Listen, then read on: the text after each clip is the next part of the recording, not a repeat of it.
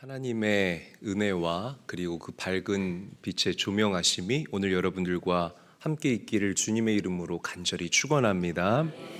온전한 믿음 네 번째 시간입니다. 삶의 확신과 여유가 생기는 것이라는 주제를 가지고 함께 말씀을 나누기를 원합니다. 우리가 믿음으로 기도 응답 받았습니다. 그리고 믿음으로 병 고침을 받았습니다.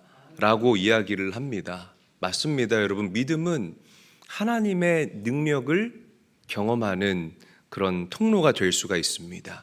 그런데 여러분 잘 들으셔야 됩니다. 우리가 믿음을 무언가를 이루는 어떤 도구로 사용해서는 안 된다는 거예요. 예를 들어서 실제로 제가 경험한 일인데, 뭔가를 입찰하기 전에 나랑 얼굴도 본 적이 없는 사람이 와서 예배를 드려달랍니다. 그래야 입찰이 될 것 같다고. 그런데 전 죽어도 안 가죠. 그러니까 이 무속적인 어떤 그런 마인드셋과 그리고 기독교 신앙과 이렇게 혼합되면 절대 안 된다는 거예요. 여러분, 내가 가서 예배 드려준다고 거기 뭐 입찰되거나 그런 거 절대 아닙니다. 그러니까 오래되신 좀 연세 있으신 분들이 그렇게 하는데, 믿음은요 무언가를 이루는 목적이나 도구가 절대 아니에요. 명심하시기를 바랍니다. 우리가 믿음으로 하나님의 기적을 경험하는 것도 중요하지만 더 중요한 것은 무엇이냐면 우리 제일교회 성도들이 진짜 믿음의 사람이 되는 것, 이게 우리에게 필요한 믿음의 태도요 자세라는 것이에요. 자, 그러면 우리가 어떻게 믿음의 사람이 될 수 있을까? 믿음의 사람이 될까? 어떻게 우리가 진짜가 될 수 있을까? 우리가 한 번 죄 지었다고 해서 하늘에서 날벼락 떨어지는 것 아닙니다.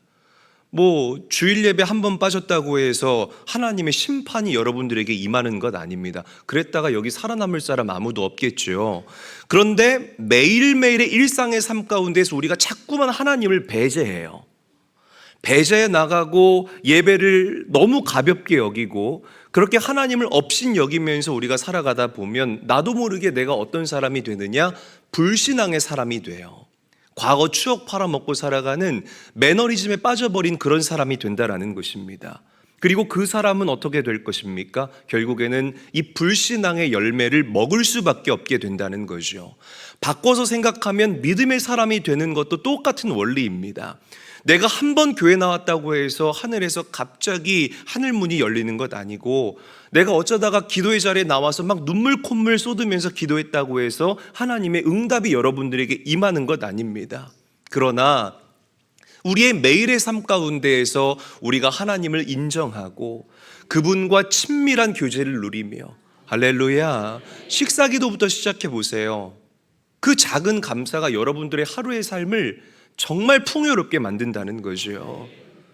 그렇게 작은 순간순간부터 운전하다가도 갑자기 하나님이 떠오르면 주님을 고백해 보시라는 겁니다. 하나님 감사해요. 날씨가 정말 좋네요. 이런 좋은 날씨 주셔서 감사해요. 하나님 오늘 하루도 제 아이들 지켜주셔서 이렇게 계속해서 주님을 떠올리시고 주님과 친밀한 교제를 누리시다 보면, 그래서 말씀과 기도로 그리고 찬양 가운데에 나를 찾아오시는 주님을 만나면서 점점점 여러분들의 믿음이 성장해 나아가게 된다면 우리는 하나님 크기의 놀라운 일들을 경험하는 자들이 될 줄로 믿습니다. 하나님은 여러분들 삶의 단면만 보고 우리 성도들을 평가하는 분이 아니에요. 우리의 삶의 전체를 보시고 우리 성도들을 평가하시는 하나님이라는 사실 잊지 않게 되기를 바랍니다. 씨앗이 자라나는 과정을 생각해 보세요. 저는 어렸을 때 그런 적이 있습니다. 자두 씨앗을 심고 물을 줬는데 다음날 씨앗이 안 자란 거예요. 제가 막 울었던 그런 경험이 있어요. 그러니까 미성숙했기 때문에 그런 거죠. 지식이 없기 때문에. 그러니까 믿음도 똑같은 겁니다. 씨앗이 자라나는 과정이 있잖아요. 믿음의 사람들에게 있어서 과정은 필수입니다. 이 씨앗이 싹이 트고 싹이 이삭이 되고 이삭이 열매가 되는 이 과정이 필수인데 그걸 스킵할 수가 없잖아요. 믿음도 똑같다라는 거예요. 하루아침에 큰 믿음이 되는 게 아닙니다. 야, 우리 장로님들 어쩜 저렇게 믿음이 좋을까? 야, 우리 권사님들 어쩜 저렇게 믿음이 좋을까? 그분의 믿음이 하루아침에 생겨난 믿음이 아니라는 거죠. 우리가 매주 지금 4주째 아브라함을 만나고 있는데 만날 때마다 아브라함의 믿음이 점점점 자라나고 커지고 있습니다. 그렇죠?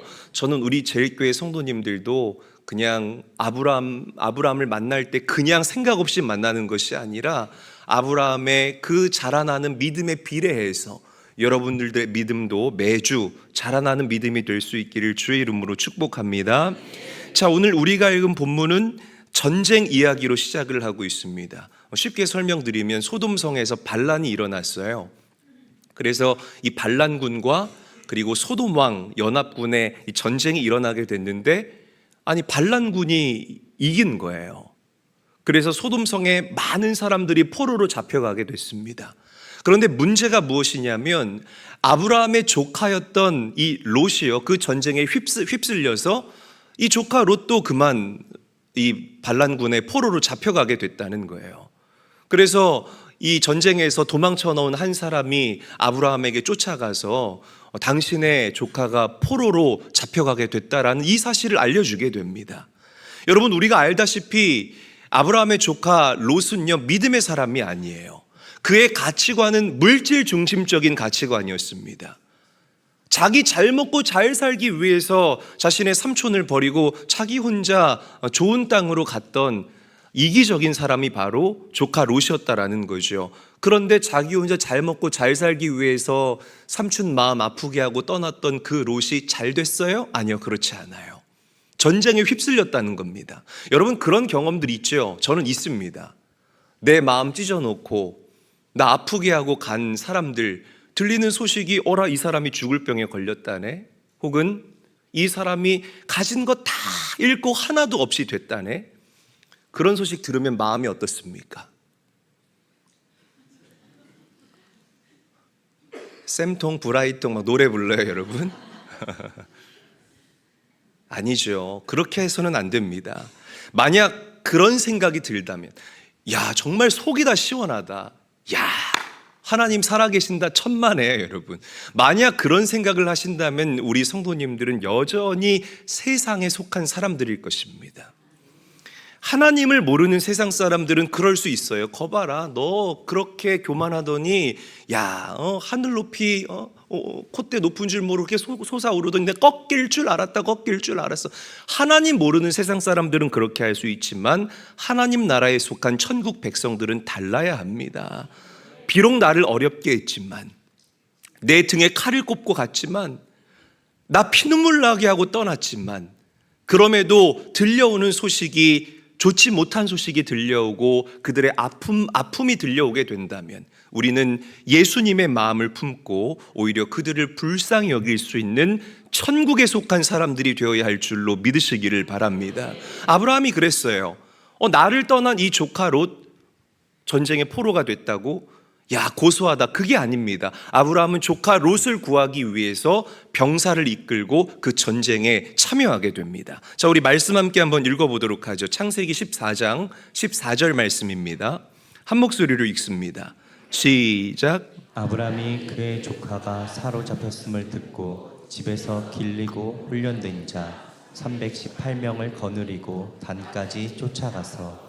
자, 보세요. 아브라함이 조카 롯을 구하기 위해서 병사들을 이끌고 갔는데 병사의 숫자가 318명입니다. 굉장히 적은 숫자라는 거죠. 그리고 이 병사들은 가병들이에요. 집에서 훈련받은 병사들이라는 겁니다. 그러니까 싸움을 못하는 병사들이라는 거죠. 어떻게 가병들이 정규 훈련을 받은 그 군인들을 이길 수가 있겠습니까? 벌써 어바웃이 딱 나오고 계산이 나오지 않습니까? 그런데 여러분 보세요. 계산 빠르고 똑똑하다고 해서 인생 성공하는 것 아니더라고요. 제가 보니까요, 정말 그래요. 제 주변에 PhD 학위 받은 박사들이 굉장히 많거든요. 그 사람들 굉장히 똑똑한 사람들이에요. 입 열면 청산유수입니다. 얼마나 사람이 깊이가 있는지 몰라요. 다 잘 살까요? 그렇지 않습니다. 모임 나가면 커피 한 잔도 못 사요. 커피 한 잔 합시다. 그럼 다 뒤로 가서 이렇게 뒷짐지고 서 있습니다. 제가 사고 말죠, 차라리. 다 지금 시간 강사 나가면서 근근히 살아가고 있습니다. 그러니까 여러분, 상식과 이성이 우리에게는 필요합니다. 그런데 그게 여러분들 밥 먹여주는 것이 아니라는 거예요. 왜? 우리는 믿음의 사람들이기 때문에. 하나님의 역사는 언제나 우리의 상식을 뛰어넘고 이성을 뛰어넘는 역사이기 때문임을 기억하시기를 바라요. 성경이 그 이야기입니다, 여러분. 믿음으로 내 상식을 뛰어넘는 하나님을 경험했던 우리 믿음의 선배들의 이야기. 여러분, 하나님을 여러분들의 상식 수준에 가두지 마시기를 바래요. 아멘. 우리의 상식을 뛰어넘어 일하시는 그 하나님을 인정할 수 있는 믿음이 여러분들에게 있기를 주님의 이름으로 축복합니다. 만약 이스라엘 백성들이 계산하는 사람들이었다면 어떻게 홍해 건넙니까? 생각을 해보세요. 어바웃이 안 나오는데 어떻게 홍해를 건너요? 이스라엘 백성들이 계산하는 믿음이었다면, 여호수아가 합리적인 것 따졌다면, 만약에 하나님께서 야, 아무 말도 하지 않고 7일 동안 여리고성을 돌아라, 어떻게 그 하나님의 명령에 여호수아가 순종할 수 있었겠냐는 것입니다.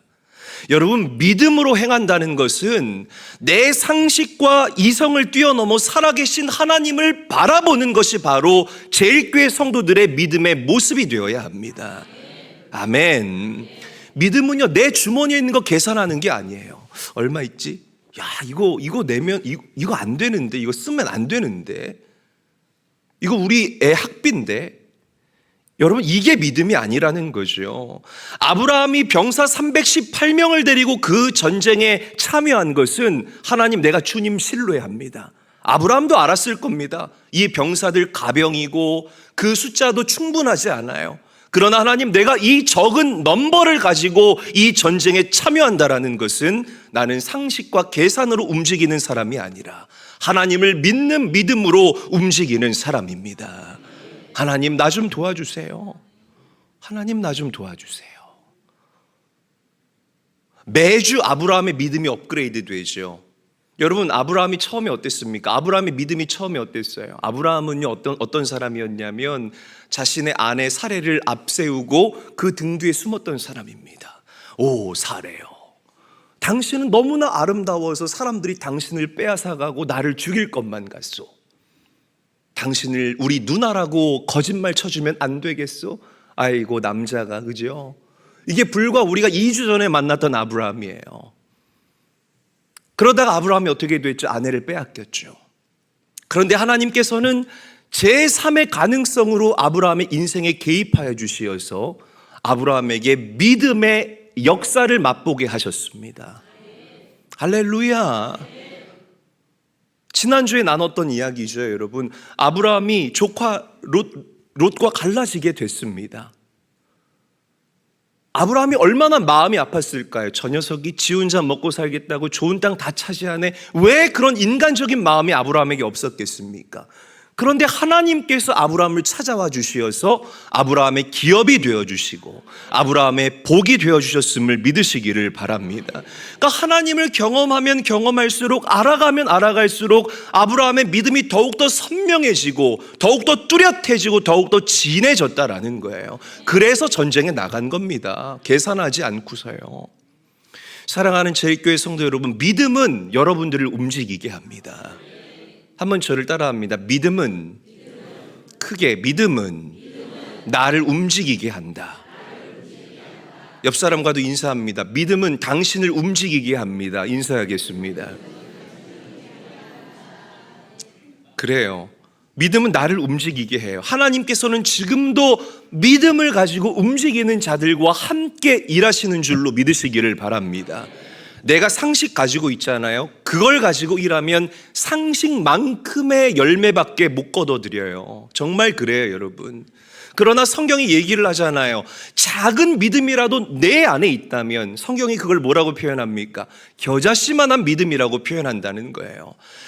겨자씨만한 믿음이 내 안에 있다면 이 산을 들어 내가 저리로 옮기리라.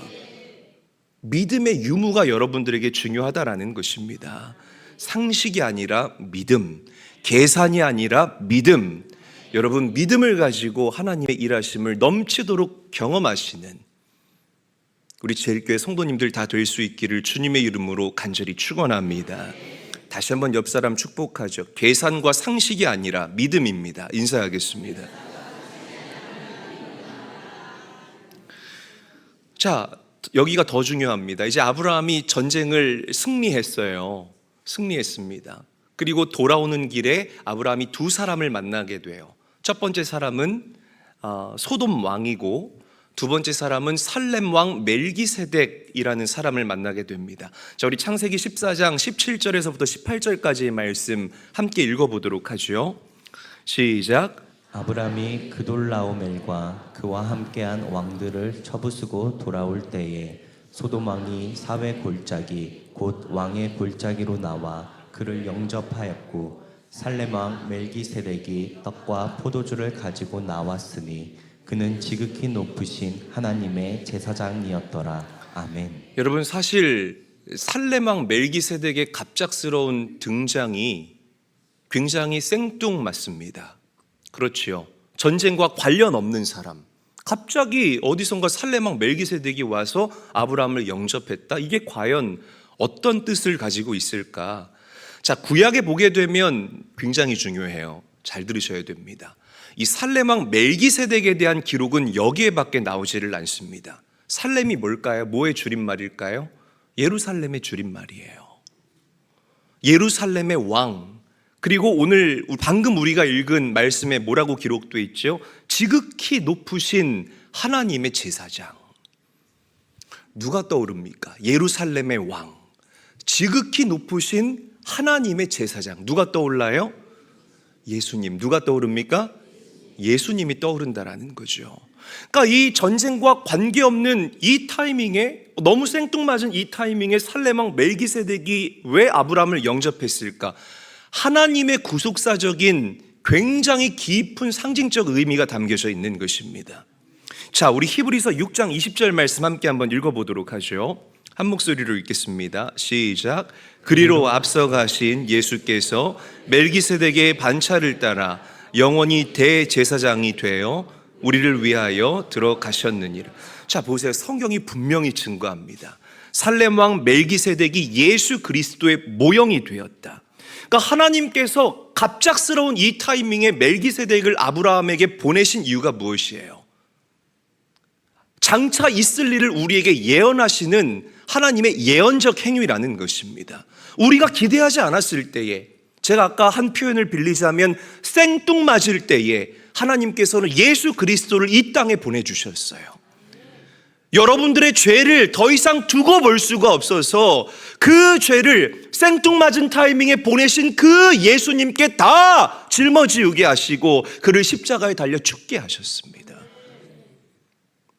예루살렘의 왕 예수님께, 영원한 대제사장 되신 예수님께 죄를 다 담당시키시고 죽게 하심으로 여러분들을 위로하시고 여러분들을 구원하셨음을 믿으시기를 바랍니다. 똑같아요. 이 생뚱맞은 타이밍에 전쟁을 마치고 피칠갑을 한 그 아브라함이 터벅터벅 걸어가고 있는데 멜기세덱이 나와서 아브라함을 영접하는 겁니다. 그 전쟁에 지친 아브라함을, 피칠갑을 하고 피곤에 쩔어 있는 그 아브라함을 하나님께서는 살렘 왕 멜기세덱, 영원한 대제사장 되신 그 멜기세덱을 통하여서 위로하게 하셨다는 것입니다.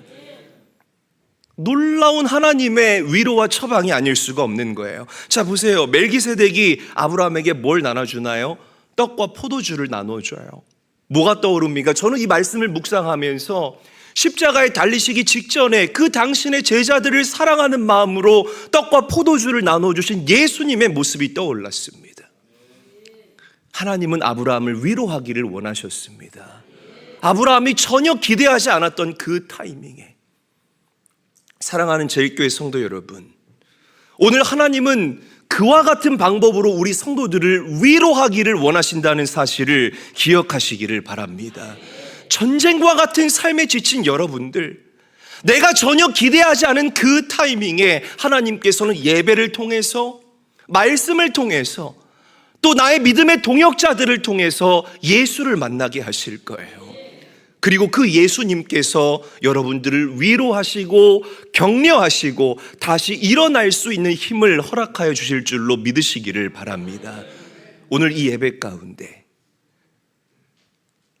기대하고 나오신 분 손 내려보세요. 네, 다 기대하고 나오셨네요. 기대 안 하고 나오신 분들 있을 겁니다. 그러나 전혀 기대하지 않았던 그 타이밍에 우리의 위로자 되시는 예수님을 보내주셔서 여러분들을 만지시는 그 주님의 손길을 넉넉히 경험할 수 있게 되기를 주의 이름으로 간절히 축원합니다. 창세기 14장 19절에서 20절 말씀 함께 읽죠. 시작. 그가 아브라함에게 축복하여 이르되 천지의 주제이시오 지극히 높으신 하나님이여 아브라함에게 복을 주옵소서. 너희 대적을 내 손에 붙이신 지극히 높으신 하나님을 찬송할지로다 하매 아브라함이 그 얻은 것에서 10분의 1을 멜기세덱에게 주었더라. 아멘. 자, 여기서 멜기세덱이 아브라함을 위로하면서 아브라함에게 놀라운 진리를 가르칩니다. 예수님께서 여러분들에게 올바른 진리를 가르치는 것과 똑같은 거예요. 여러분, 멜기세덱이 하나님을 뭐라고 표현합니까? 저를 따라합니다. 천지의 주제. 더 크게 천지의 주제. 그래요. 천지의 주제라고 표현해요. 그러니까 이겁니다. 아브라함아, 네가 이 전쟁에서 이긴 것은 천지의 주제이신 하나님께서 너와 함께 하셨기 때문이다. 하나님께서 그 적들을 너의 손에 붙이셨기 때문에 너가 승리할 수 있었던 것이다. 아브라함에게 멜기세덱이 이 진리를 깨닫게 하셨다는 것입니다. 자, 아브라함이 멜기세덱의 선포를 들으면서 막 가슴이 뛰었어요. 심장이 바운스 했다는 거죠, 여러분. 그리고 이 멜기세덱에게 자신의 그 전쟁 전리품 중에 10분의 1을 정성을 담아 드리게 됩니다. 11조를 드렸다는 거죠. 나를 이 전쟁에서 이기게 하신 분이 하나님이시구나. 이 진리가 깨달아지자 아브라함이 믿음으로 하나님께 예물을 드렸다라는 거예요. 자, 우리가 여기서 11조의 정신을 배울 수가 있습니다. 무슨 정신? 고개를 들고 저를 보십시오. 11조 얘기 나오니까 절반이 고개를 숙이시는데 고개를 들고 저를 보시기를 바랍니다. 여러분, 11조에 대해서 제가 설명을 드리면 11조는 율법이 아니에요. 착각하시면 안 됩니다. 그래? 여러분들이 이렇게 좀 경조사 같은 데 갈 때 정해놓은 금액들이 있잖아요. 뭐 나랑 친한 사람은, 안 친한 사람은 3만 원, 친한 사람은 5만 원, 진짜 친한 사람 10만 원, 뭐 이런 식으로 제가 예를 들은 거지만 그렇게 정해놓잖아요. 11조를 그렇게 생각하는 사람이 있어요. 그냥 한 달에 한 번 좀 들어온 돈 중에서 나가야 될 원래 행사, 천만의 말씀. 우리 하나님 거지가 아닙니다. 오늘 멜기세덱이 아브라함에게 하나님의 정체성에 대해서 가르친 천지의 주제이십니다, 여러분. 그러니까 아브라함이요, 여러분 보세요. 하나님께 드렸던 것처럼 11조는 하나님이 승리하게 하셨다. 하나님이 지금도 내 삶을 도우고 계신다라는 것을 깨닫고 하나님께 감사함으로 드리는 것이 11조라는 사실을 기억하시기를 바랍니다. 아멘. 믿는 사람들의 신앙 고백이에요. 기억하셔야 됩니다. 그래서 11조를 온전하게 드리는 사람들의 특징을 보게 되면 두 가지 특징이 있어요. 첫 번째는 믿음입니다. 믿음의 특징이 있어요. 그러니까 분명한 믿음 없으면 아까워서 못해요. 야, 돈이 이렇게 많이 나가는데 물가는 오르는데 변하지 않는 건 내 월급뿐이네. 야, 이거 도저히 안 되겠다. 하나님, 저 이거 못 내요. whatever, 그냥 될 대로 되게 해주세요. 그러니까 그 악순환의 고리를 끊지를 못하는 거예요, 여러분. 자, 두 번째로 온전한 11조를 드리는 사람들은요, 물질에 대한 자유함이 있습니다. 큰 소리로 아멘. 그러니까 물질의 염려로부터 자유하게 된다는 거죠. 사실 우리 살아가면서 가장 필요한 것 중에 하나가 돈, 물질이라는 것 우리가 부정할 수 없을 거예요. 뭐 저도 그러니까요. 먹고 사는 문제, 이 돈이요, 여러분들의 삶의 퀄리티와 직결되는 문제이기 때문에 사실 이 물질 문제가 굉장히 중요합니다. 제가 제 아내랑 이제 결혼을 하고 싶어서 결혼 허락을 받기 위해 처가댁을 찾아갔어요. 그리고 우리 장인 어른 장모님께 이제 동은이랑 결혼하겠습니다. 제가 말씀을 드렸죠. 그랬더니 장인어른 제일 1번 질문이 뭐였는 줄 아십니까? 자네 앞으로 어떻게 먹고 살 것인가? 꼭 필요한 질문이죠. 그러니까 여러분, 돈으로부터 자유한 인간 없다라는 겁니다. 모든 사람들은 다 물질 문제에 붙잡혀서 살아간다라는 거죠. 자, 그런데 이상한 것은요, 잘 보세요. 그렇게 돈 거리잖아요. 많은 사람들이 물질을 추구하며 살아가는데 저는 그래요. 뭐 여러분들은 모르겠지만 저는 아직도 제 주변에 돈 때문에 행복하다라고 얘기하는 사람 한 명도 못 만나봤습니다. 여러분 만나보셨습니까? 굉장히 심각하네요. 이부예배 성도님들 표정들 좀 풀어요. 네, 잡아먹을 듯이 쳐다봅니까? 제가 틀린 말 한 것도 아닌데. 여러분, 사람은 하나님께서 지으신 영적 존재이기 때문에 물질로 그 영혼을 절대 만족시킬 수가 없어요. 믿으시기를 바랍니다. 물론 우리의 육신의 필요가 채워져야 돼요. 우리가 곡기를 하고 우리의 어느 정도 삶의 레벨을 유지하기 위해서, 메인테넌스 하기 위해서 우리가 돈이 필요하고 부정할 수 없는 사실입니다. 그러나 진정한 만족은 많은 양의 재산과 물질에서 오는 것이 아니라 하나님께서 채워주시는 그 영혼의 필요가 채워질 때 우리가 진짜 행복하고 평안하고 만족을 누릴 수 있다는 사실을 명심하시기를 바라요. 그래서 예수님이 말씀하신 거예요. 사람이 떡으로만 살 것이 아니라 하나님 입에서 나오는 하나님의 말씀으로 살아야 한다. 아멘. 여러분, 영적으로 채워지심을 날마다 경험할 수 있게 되시는 주님의 귀한 자녀들 되기를 바랍니다. 아멘. 영적으로 배고프지 마시라는 거예요. 물론 영적으로 가난한 마음과 영적인 갈급함이 있어야 되지만 예배 이후에도 배고프시면 안 된다는 겁니다. 그렇게 진짜 하나님을 갈망하고 하나님을 붙잡겠다라는 그런 영적인 끈기가 우리에게 있어야 된다라는 거죠. 근데 참 신기하게 그 한 사람이 믿음을 갖게 되면, 모르겠어요. 저는 목회하면서 그런 것들을 많이 경험했습니다. 이 사람이 물질을 초월해요. 아무도 아멘 안 하시네요, 여러분. 한번 여러분 우리 훈련 한번 해봅시다. 할렐루야. 그래요. 이렇게 아멘 좀 해주세요. 다시 할게요. 네. 참 신기하게도 이 한 사람이 믿음을 갖게 되면 그 사람은 물질을 초월하게 됩니다. 야, 물질을 초월한다는 것은 나 돈 필요 없어요, 이게 아니에요, 여러분. 돈 아무것도 아니에요, 이게 아니라 돈으로부터 자유하게 된다는 거예요. 제가 이런 얘기를 하면 이해가 안 되시니까, 자, 우리 아브라함의 이야기, 오늘 우리가 읽은 본문에서 아브라함이 어떻게 물질에 대해 반응했는지 우리 한번 만나봤으면 좋겠습니다. 소돔 왕이요, 아브라함에게 물질을 줘요. 야, 전쟁에서 얻은 전리품 너 다 가져라. 야, 여러분들 표정 밝아지네요. 네. 자, 전쟁에서 준 전리품 너 다 가져라 할 때 가지실 분 손 내려보세요. 다 갔지요. 네, 저 같아도 가질 것 같아요. 그 사람 빼고 너가 다 가져라. 이야, 금팔찌도 있고 귀걸이도 있고, 얼마나 좋아요, 그렇죠? 그런데 아브라함이 이렇게 반응합니다. 자, 창세기 14장 22절에서 23절까지의 말씀 함께 한번 읽어보죠. 시작. 아브라함이 소돔 왕에게 이르되 천지의 주제이시오 지극히 높으신 하나님 여호와께 내가 손을 들어 맹세하노니 내 말이 내가 아브라함으로 치부하겠다 하였다 할까 하여 내게 속한 것은 실 한 오락이나 들매끈 한 가닥도 내가 가지지 아니하리라. 아멘. 저는 이 말씀을 묵상하면서 가슴이 뛰었습니다. 왜? 아브라함이 하나님을 표현할 때 뭐라고 표현합니까? 천지의 주제라고 불러요. 여러분, 이 표현은 방금 전에 아브라함이 누구에게 들은 표현이에요? 살렘 왕 멜기세덱에게 들었던 표현입니다. 그 진리를 아브라함이 깨닫자 이제는 이 아브라함이요, 하나님을 천지의 주제로 증거하는 사람이 됐다는 거예요. 할렐루야. 자, 그리고 아브라함이 이렇게 이야기합니다. 당신이 나에게 주는 이 물질 고맙지만 제가 사양하겠습니다.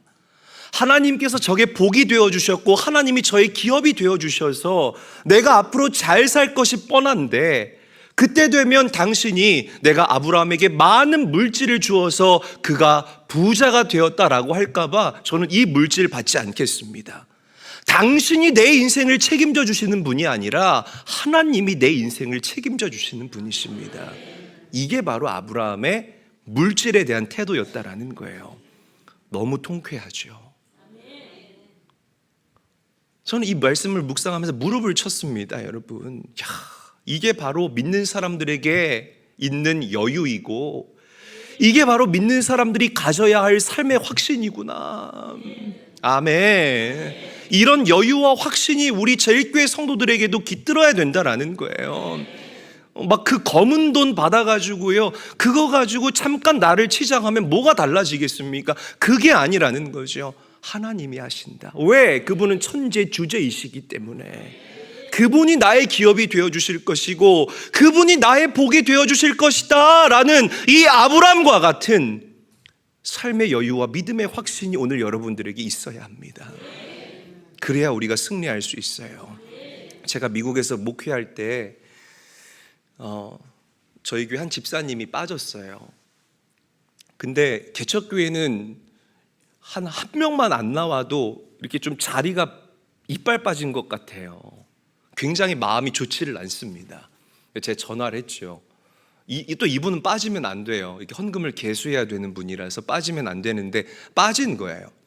그래서 제가 전화를 했죠. 집사님 왜 빠졌습니까? 어디 아프십니까? 집사님 한평생전 이러지도 않다가 오늘 왜 안 나오셨지? 그랬더니 이분이 저한테 어려운 얘기를 하는 겁니다. 목사님, 제가 2년 반 전에 부동산에다가 집을 내놨는데 그게 그렇게 안 팔리더래요. 그렇게 안 팔리더래요. 그래서 가격을 조금 다운해서 내놨더니 마침 주일날 11시에 집을 보러 온다 그러더래요. 여러분들 같으면 주일 11시에 집 보러 온다 그러면 그 교회 안 나옵니까? 그렇죠. 시간을 미뤄야죠. 뭐 당연하듯이 고개를 끄덕이고 있습니까? 오늘 참 예배 분위기 이상하네요. 11시에 집을 보러 오겠다 그러더래요. 그러면은 그래도 시카고 제일교회 집사 정도 되면 시간을 좀 옮기거나 아니면 다른 날로 약속을 잡아야 되는데, 아니 그렇게 하면 되잖아요 집사님 했더니 이분이 뭐라고 얘기를 하냐면 오늘 11시에 와서 꼭 계약한다 그래서요 그러는 겁니다. 꼭 계약했을까요 여러분? 아니요, 안 했어요. 11시에 오겠다는 사람이 2시 다 돼서 왔대요.